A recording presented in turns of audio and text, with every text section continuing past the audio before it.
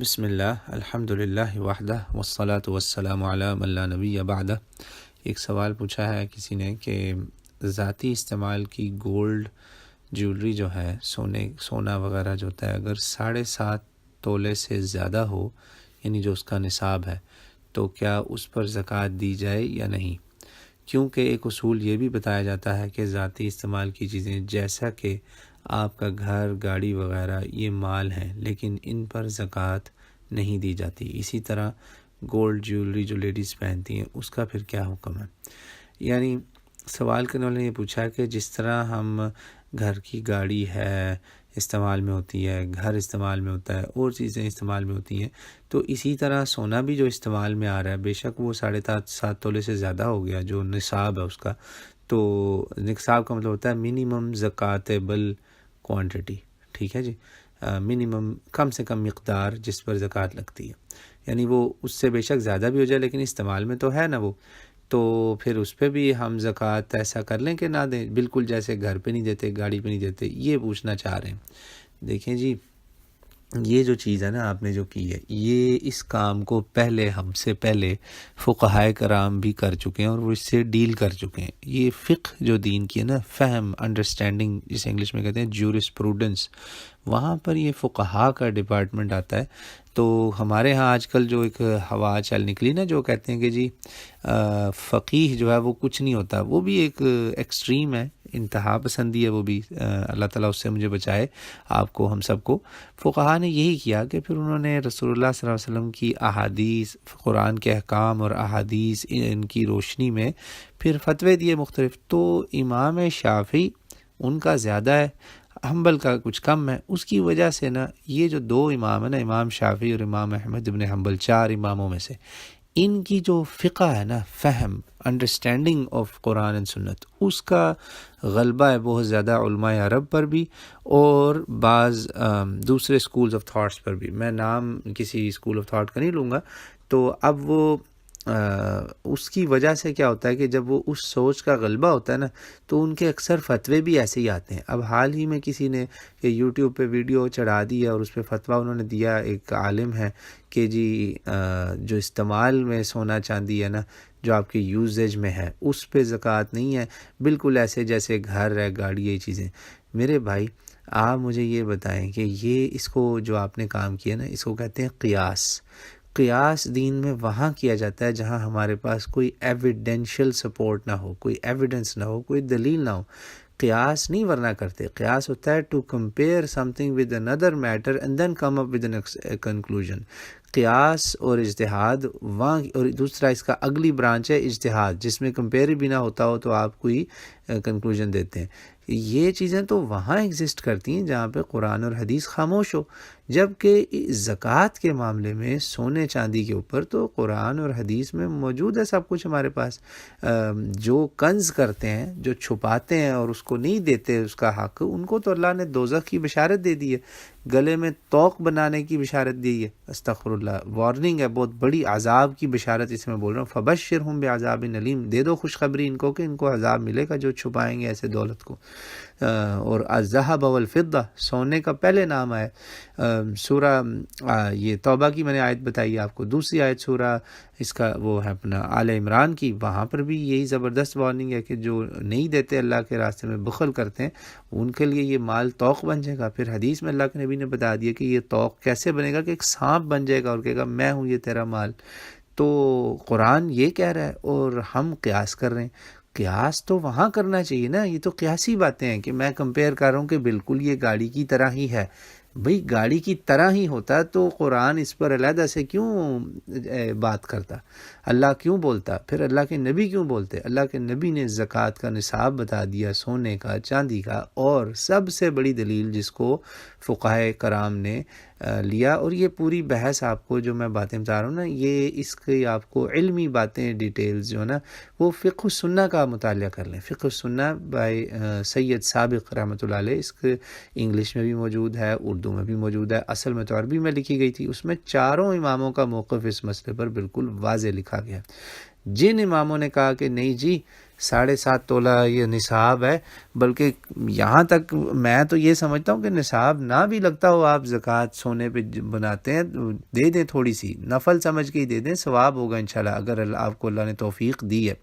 بڑا خطرناک معاملہ ہے، ذرا آپ حدیث سنیں تو آپ کہتے ہیں نا پیروں کے نیچے سے زمین نکل جائے گی۔ بعض روایات میں ایک عورت کا ذکر ہے، بعض میں 2 کا ہے۔ جہاں سے میں بتا رہا ہوں یہ جامع ترمذی کی روایت ہے، غالباً 637 نمبر ہے، بہرحال جامع ترمذی میں بھی ہے اور مسند امام احمد بن حنبل میں بھی ہے، وہاں غالباً اس کا نمبر ہے 6666، 66667، ٹھیک ہے، 6667 آف مسند امام احمد ابن حنبل، اور دوسری جو ہے وہ جامع ترمذی کی، اور مشکات المصابیح میں بھی یہ ملے گی۔ اس کو حسن قرار دیا، بعض نے اس کو صحیح قرار دیا۔ روایت کیا جی، بڑی خطرناک روایت ہے۔ 2 عورتیں آئیں رسول اللہ صلی اللہ علیہ وسلم کی طرف کوئی مسئلہ پوچھنے، تو وہ مسئلہ تو کوئی اور پوچھنے آئی تھیں، پہنے انہوں نے ہوئے تھے بریسلٹس، ٹھیک ہے، نہیں کنگن کہہ لیں جسے، تو بریسلٹ پہنے ہوئے تھے، تو دونوں نہیں سونے کے، تو آپ علیہ الصلوۃ والسلام نے پوچھا کہ اس کی زکوٰۃ دیتی ہو تم دونوں؟ تو کہا لا یا رسول اللہ۔ تو آپ علیہ الصلوۃ والسلام نے فرمایا تو کیا اس کی جگہ آگ کے کنگن، آگ کے بریسلٹس آف فائر وہ پہننا پسند کرو گی تم؟ تو اس کی دو، اس کا حق، اس کی زکوٰۃ دو۔ اتنا اب وہ آگے روایات میں تو یہاں تک آیا کہ انہوں نے وہیں اتار کے دے دیے کہ اس کو ابھی دے دیں کسی کو، ہم نے رکھنا ہی نہیں ہے، اندازہ کریں۔ تو اتنا یہ سیریس معاملہ ہے، ٹھیک ہے۔ تو اب مجھے بتا دیں کہ اب بھی قیاس کی گنجائش بچی ہے،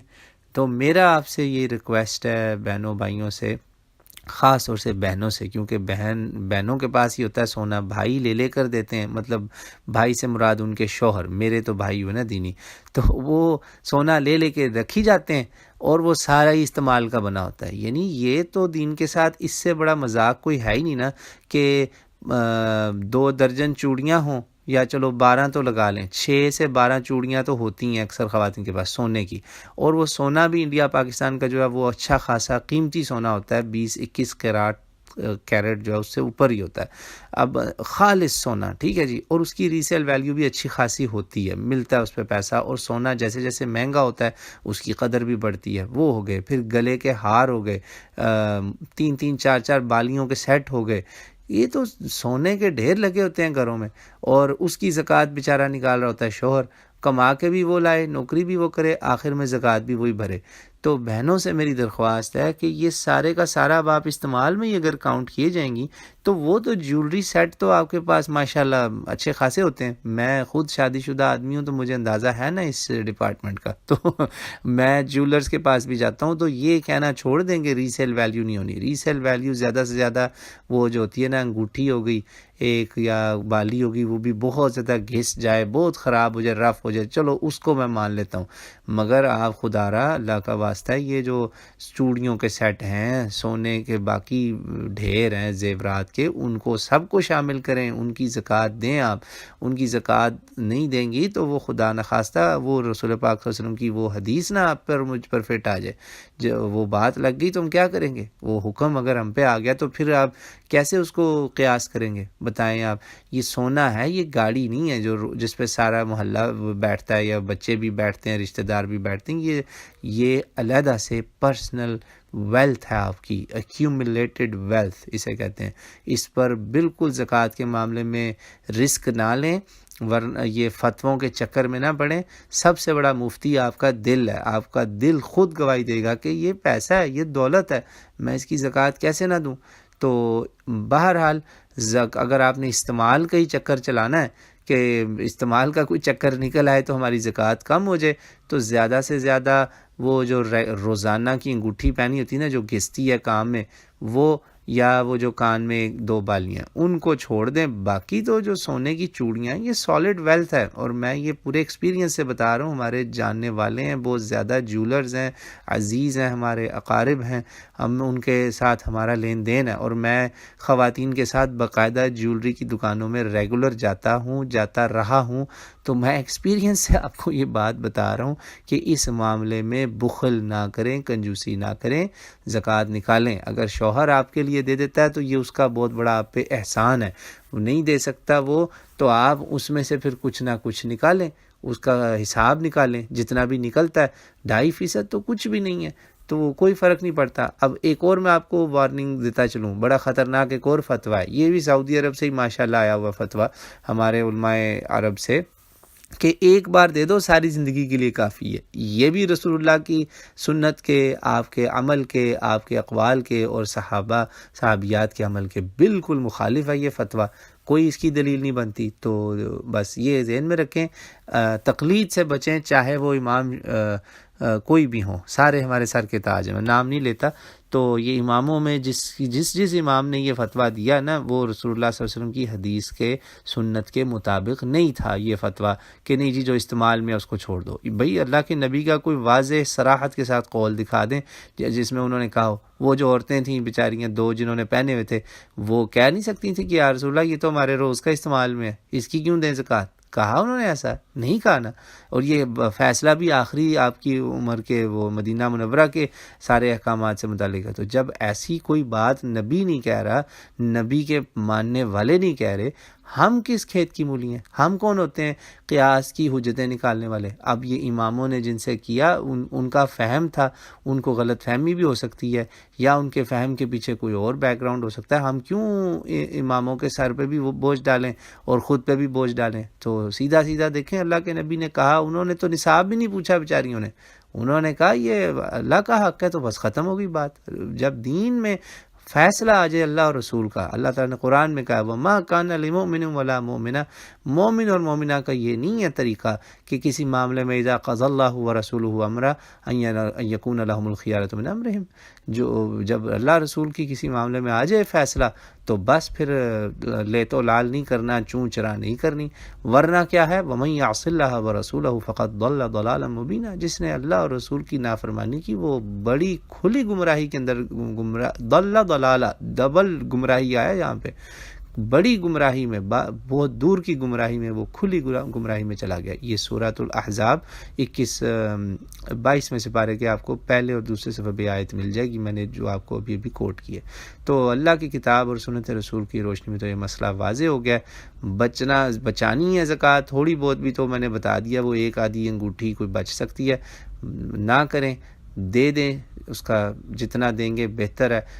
نہیں بھی نکلتی تو تھوڑی سی خوشی سے ہی دے دیں، اس کو بھی اللہ تعالیٰ قبول کرتا ہے اور بڑا خوش ہوتا ہے اللہ۔ فمن تطوع خیرا فهو خیر اللہ، یعنی کہ آپ تطوع کریں، یعنی کہ نہیں بھی بنتی ہو تو شوق سے تھوڑی سی دے دیں زکوٰۃ اس میں سے، تو اللہ تعالیٰ آپ سے راضی ہوگا، اللہ کی قرب آپ کو نصیب ہوگا۔ مجھے آپ کو اللہ تعالیٰ اس طرح کا دل کرنے کی توفیق دے، اللہ کی بارگاہ میں کھل کے زیادہ دینے کی توفیق دے، اس میں ہمیں بخل سے بچائے۔ یاد رکھیں یہ فرض ہے،